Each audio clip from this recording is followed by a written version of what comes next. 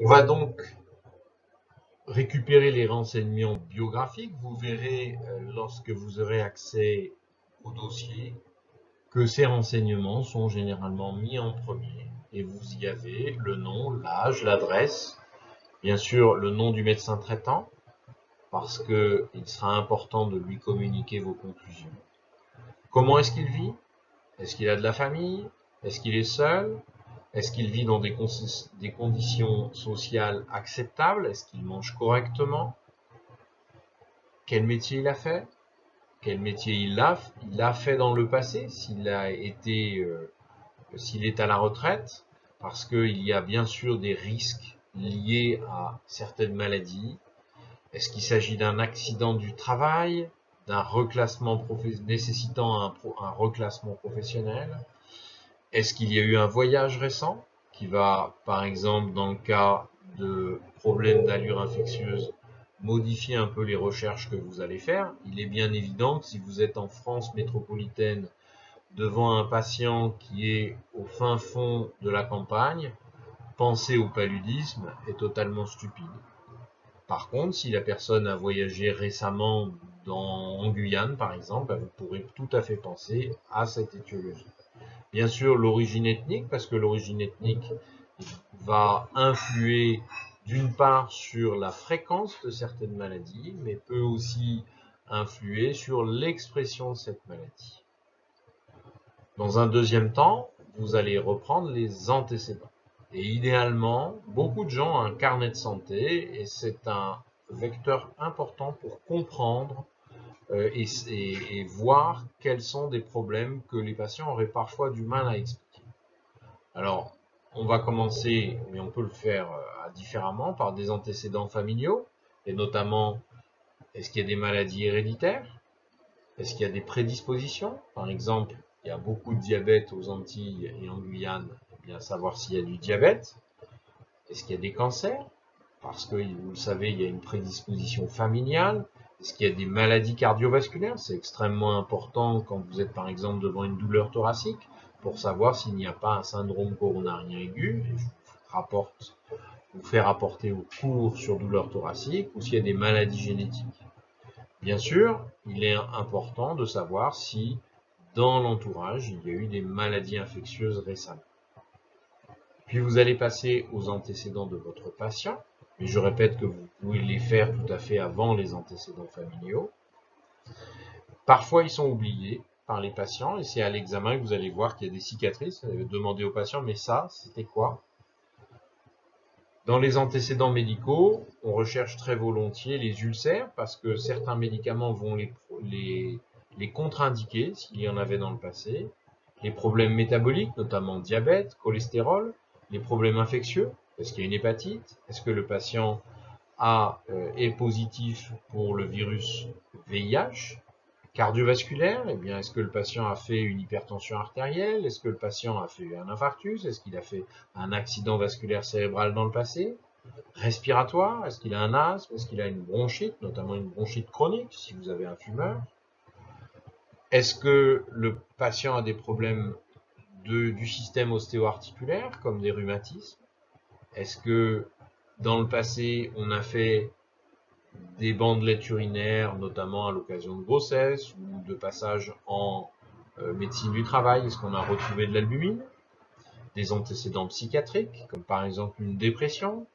Des addictions, par exemple à la cocaïne, au cannabis, qui pourraient être responsables de pathologies, mais est-ce qu'il y a aussi des antécédents de cancer? Et un autre élément très important, l'allergie, notamment l'allergie médicamenteuse, pour savoir si le médicament que vous pourriez proposer serait en fait contre-indiqué. Puis vous allez passer aux antécédents chirurgicaux, et là vous allez demander des opérations qui ont été faites. Est-ce qu'il y a eu des traumatismes? Et vous allez dater, savoir à quelle époque ça a été fait. Si on reprend par exemple le syndrome occlusif de la diapo précédente, devant des douleurs abdominales, eh bien c'est extrêmement important de savoir si le patient a été opéré au niveau du tube digestif, puisqu'il n'y a pas possibilité de faire des brides sans opération. Enfin, s'il s'agit d'une femme, vous allez demander les antécédents gynéco-obstétricaux en demandant le nombre de grossesses et le nombre d'enfants. Et on va parler en G avec le nombre de grossesses derrière, G1 par exemple s'il y a une grossesse, et P qui veut dire le nombre d'enfants, parité, avec le nombre d'enfants derrière. Si par exemple une femme est G1, P3, c'est qu'elle a eu une seule grossesse et qu'elle a 3 enfants, donc elle a eu des triplés. Vous allez savoir s'il y a des fausses couches, si c'est une femme âgée, quel âge a eu lieu la ménopause, s'il y a eu des anomalies pendant les grossesses, tout ça est important. Et enfin, vous allez vous intéresser aux traitements qui ont été mis en place au cours du problème ou des traitements qui étaient en place précédemment pour savoir s'ils pourraient être responsables de la raison pour laquelle le patient vient vous voir. Passons maintenant à l'histoire de la maladie, et c'est vraiment une histoire qui est chronologique. On isole le symptôme le plus important, et on le fait décrire par le patient, en lui demandant où est-ce qu'il est localisé, est-ce que cette douleur va irradier dans certains endroits, quand est-ce qu'elle a commencé, est-ce que le début a été progressif, est-ce que le début a été aigu, on peut parfois préciser l'heure, voire la minute, voire d'une seconde à l'autre. Est-ce qu'il y a un moment où est-ce que ça fait le plus de douleur, par exemple, pour les douleurs articulaires de rythme inflammatoire ou mécanique? Comment est cette douleur? Quel est son type? Est-ce que c'est plutôt une douleur du type neurologique, brûlure, décharge électrique, fourmillement, engourdissement? Quel est son rythme? Et on a parlé de rythme inflammatoire ou mécanique, c'est-à-dire dès le matin ou à force de bouger. Est-ce qu'il y a des choses qui les déclenchent? Est-ce qu'il y a des choses qui les aggravent, qui les améliorent? Est-ce que les médicaments ont une certaine efficacité? Enfin, quel est le retentissement de ce signe, de ce symptôme sur la vie quotidienne?